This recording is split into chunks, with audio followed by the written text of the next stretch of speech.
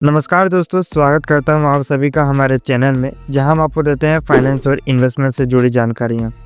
तो दोस्तों, आज का जो टॉपिक है कि शेयर मार्केट में कैसे लॉन्ग टर्म इन्वेस्टमेंट किया जाता है, इसके बारे में पूरा डिटेल से जानने वाले हैं। तो दोस्तों, इसमें क्या क्या जो टॉपिक रहती है वो अधिकतर जाननी चाहिए होती है, यानी कि मेन टॉपिक रहती है, वो मैं कवर करने वाला हूँ इस वीडियो में। यानी कि कौन कौन से वो टॉपिक है, चलिए जानते हैं। देखो, सबसे पहले हम लोग समझते हैं, उसको बेसिक समझेंगे कि लॉन्ग टर्म इन्वेस्टमेंट क्या होता है, लॉन्ग टर्म इन्वेस्टमेंट के क्या फ़ायदे हो सकते हैं, लॉन्ग टर्म इन्वेस्टमेंट कैसे शुरू करते हैं और कॉमन मिस्टेक्स क्या क्या रहती हैं, इसके बारे में पूरा डिटेल से चर्चा करने वाले हैं। तो चलिए शुरू करते हैं वीडियो को। तो दोस्तों, वीडियो के आगे बढ़ने से पहले आपको 3 चीज़ों के बारे में जानकारी होनी चाहिए।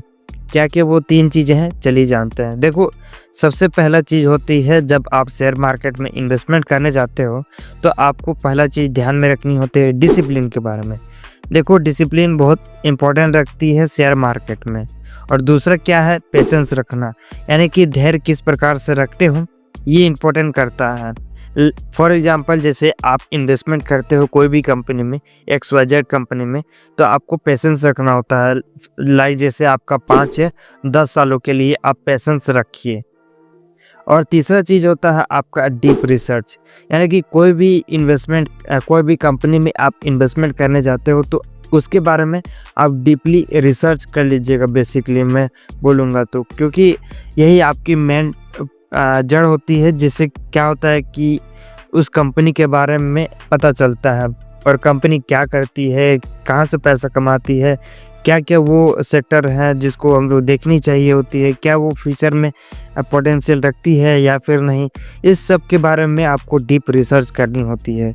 तो चलिए इसके बारे में पूरा डिटेल से भी चर्चा कर लेते हैं, इसके बारे में भी। तो सबसे पहले हम लोग बात करते हैं कि लॉन्ग टर्म इन्वेस्टमेंट आखिर होता क्या है। आप इसको आसान भाषा में इस प्रकार से समझ सकते हो कि ये वो तरीका होता है जहां आप अपने शेयर मार्केट में पैसा लगाते हो। ये आपका कम से कम 5 या 10 सालों के लिए हो सकती है, या फिर अपने शेयर्स को होल्ड करके रख सकते हो 5 या 10 सालों तक के लिए। और इसका मतलब जो होता है, ये आपने शेयर खरीदे हैं और बाज़ार का जो वोलेटिलिटी होती है, यानी कि ऊपर नीचे होता रहता है, इससे आप घबराते नहीं हैं और आप इंतज़ार करते हैं, क्योंकि ये जो मार्केट होता है, अपने पैसा होता है, उस पैसे को आप समय के साथ बढ़ते हुए देखना चाहते हैं। यही होता है आपका मेन टॉपिक, यानी कि इन्वेस्टमेंट किस प्रकार से करते हैं और क्या होता है, यही आपका मेन टॉपिक होता है। फॉर एग्जांपल, आप इसको एक आसान भाषा में समझ सकते हो। एक आपका दोस्त है, कोई भी नाम करके, मान लो आपका दोस्त राजू नाम करके एक दोस्त है, ठीक है। वो क्या करता है कि चाय की दुकान जाता है, 10 रुपये का चाय खरीदता है और पीता है। और वहीं पे आप क्या करते हैं कि 100 रुपये हैं मेरे पास, उसको आप इन्वेस्ट करते हो मशीन पे, यानी कि चाय मशीन खरीदने पे इन्वेस्ट करते हो। और वहीं साल भर में आप एक मशीन खरीद लेते हो वहीं पे। और आपका दोस्त क्या करता है, वहीं चाय पीता है, 10 रुपये का चाय खरीदता है और वो लाइन पे लगा होता है। और आप क्या करते हैं, अपने घर में भी आप चाय बना सकते हो उस मशीन से। तो यही होता है आपका इन्वेस्टमेंट करने का फ़ायदा। तो दोस्तों, अब हम लोग बात करते हैं कि लॉन्ग टर्म इन्वेस्टमेंट के क्या फ़ायदे होते हैं। तो देखो, लॉन्ग टर्म इन्वेस्टमेंट के 3 फ़ायदे हैं। पहला तो ये है कि इसमें रिस्क कम होता है, यानी कि जो मार्केट में वोलेटिलिटी होती है, इससे कम होती है। और दूसरा ये है कि कंपाउंडिंग का मैजिक देखने को मिलती है, यानी कि जो आपका प्रॉफिट है वो प्रॉफिट कमाता है। यही होता है कंपाउंडिंग का जादू। और तीसरा चीज़ है, वो है आपका टैक्स सेविंग, यानी कि भारत में जो लॉन्ग टर्म कैपिटल गेन्स है, ये इसमें कम टैक्स लगते हैं। फॉर एग्जांपल, जैसे आपका पास लाख रुपया प्लस है तो आपको 10% देना पड़ता है। और वहीं शॉर्ट टर्म में यदि बात करेंगे तो ये 15% चल जाती है यदि आप शॉर्ट टर्म में करते हो तो। और क्या होता है कि इसमें आपका जो पैसा होता है इसमें और ज़्यादा बच जाता है, यानी कि आप लॉन्ग टर्म में करते हो तो आपका पैसा बहुत बचता भी है और शॉर्ट टर्म में थोड़ा सा ज़्यादा लग जाता है पैसा। देखो मैं यहाँ पे एक रियल एग्जांपल लेता हूँ जो कि वॉरेन बफेट, मैं एक बार पढ़ भी रहा था वॉरेन बफेट के बारे में। तो उन्होंने क्या बताया था कि अभी आप जानते हो कि वॉरेन बफेट कितने बड़े इन्वेस्टर्स हैं, यानी कि अमीर इन्वेस्टर हैं। तो वो क्या कहते हैं कि देखो शेयर मार्केट कोई कसिनो नहीं है, बल्कि वो एक बिजनेस होता है। और वो क्या किए थे कि 1988 में एक कोको कोला का शेयर खरीदे थे, जो कि उसका जो पैसा है वो 2x यानी 20x प्रॉफिट बुक करके दिया हुआ था उनको, यानी कि 20% का इजाफा देखने को मिला था कोको कोला में। वो भी लगाए हुए थे 5 या 10 सालों के लिए लगाए हुए थे।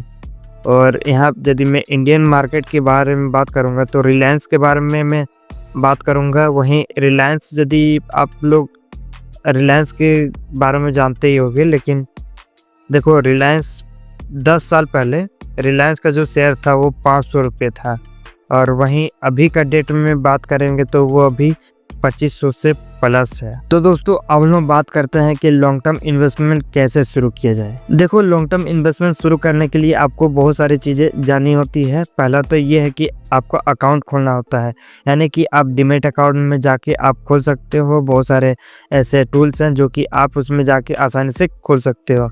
दूसरा क्या होता है, रिसर्च करना होता है, यानी कि आपका कोई भी XYZ कंपनी है उसमें आप इन्वेस्टमेंट करते हो तो उसके बारे में आप नॉलेज ले लेना।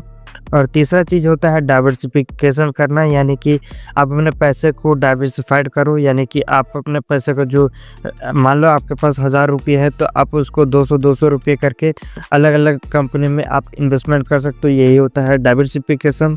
और SIP फॉर्म से इन्वेस्ट करना, यानी कि इसको हम दूसरा वे से बोलेंगे तो इसको हम म्यूचुअल फंड बोलते हैं।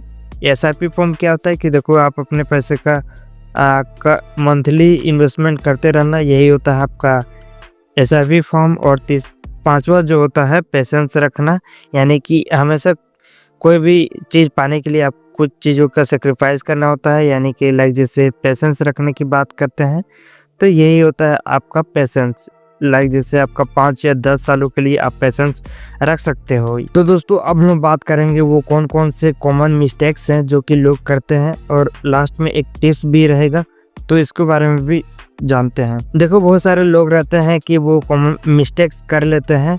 मिस्टेक्स के क्या कारण है, चलिए इसके बारे में जानते हैं। देखो सबसे पहला कारण होता है आपका टिप्स पर भरोसा कर लेते हैं। देखो खुद की तो रिसर्च करते नहीं हैं, टिप्स पर भरोसा कर लेते हैं। यही बस सबसे मेन टॉपिक होती है मिस्टेक का। तो देखो आपको क्या करनी है कि आपको खुद से रिसर्च कर लेनी है, ये आप बहुत मेन चीज़ होती है रिसर्च करना। और दूसरा होता है इमोशंस में बह जाना।